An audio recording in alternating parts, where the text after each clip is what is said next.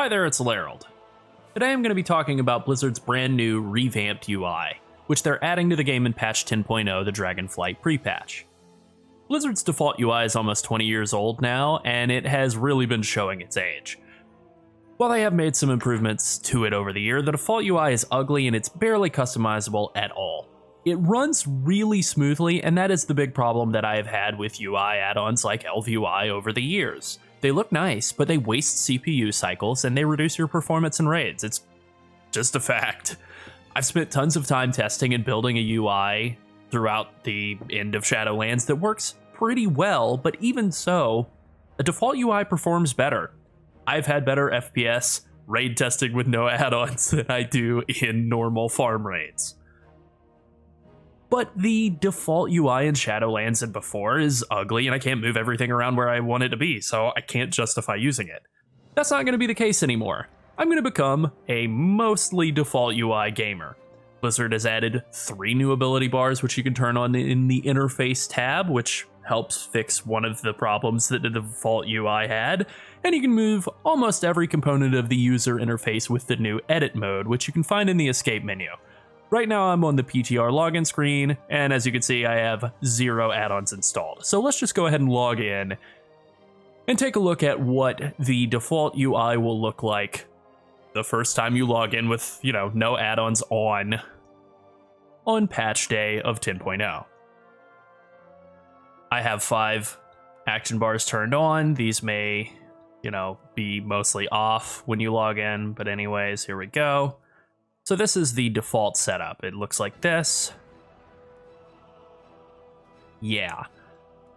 If we go to edit mode in the escape menu, we can see there are 2 default preset layouts. There's classic, which has the health bars up in the top left, and modern, which has them down here-ish. Now I have built my own preset already, and a nice little feature of this new UI, which frankly supersedes a lot of the add-ons that I've been using lately, is the ability to import and share.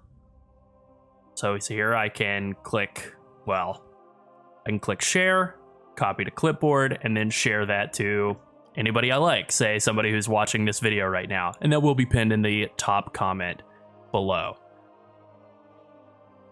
As you can see, you can click through and just customize where things are.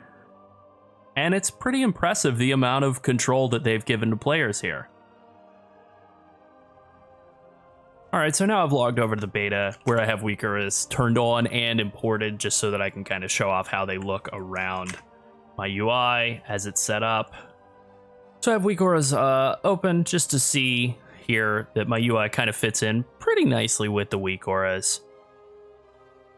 And I really like the way that this is laid out. You can see the cast bars are just tacked underneath the player frame and the target frame here. And then you have the focus frame over here as well.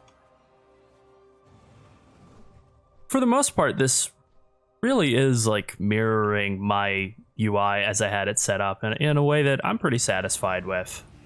Like I'll focus this guy just to see. There are some things that are a little different, like the way that the game displays target of target in the default UI. And target of your focus target sort of on the bottom right, rather than just as its own separate UI panel to the side. And the way that I've set up my UIs in the past, that's a little different. Obviously, I still need to fix a lot of these Weakauras. They're overlapped pretty badly, but that is a project for another day. And I do think this is tutorialized pretty well, but there are a couple of things that are kind of hidden in here that I want to emphasize. I'm going to close these arena frames because I don't really PvP very much, so that's not super useful for me. So if you want to toggle on party frames in the raid style, you're going to want to toggle on party frames and then click on them here. And then there you go. See right here, use raid style party frames. If you want the traditional style like this, there you go. You can have a nice little background for them so they stand out, I guess. Yeah. And you have the ability to do a horizontal layout, which is, it's okay. You can make them giant too, make them really copy or cover just as much space as you possibly can if you want them to look bad for some reason. Now we can do the same thing with raid frames. We can separate groups. However, display border, make it as big as possible, do a 40-man just to see. There we go. Now I can't see anything at all.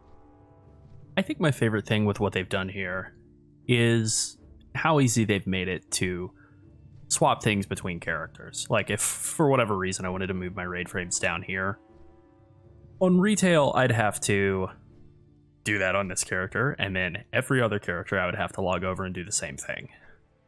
Here, you know, I make the one change to the profile, and then every character that's running that profile, it's going to have that change carry over to them as soon as I hit save.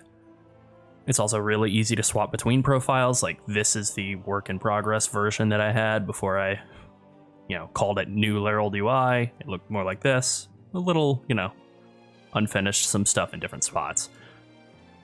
Very easy to swap things around and have them carry over between characters, which is just really nice. It kind of brings the default UI up to the level that add-ons had reached. And I mean, in some cases, like, you know, being able to share the default UI, it's beyond what a lot of the add-ons I've been using recently have reached.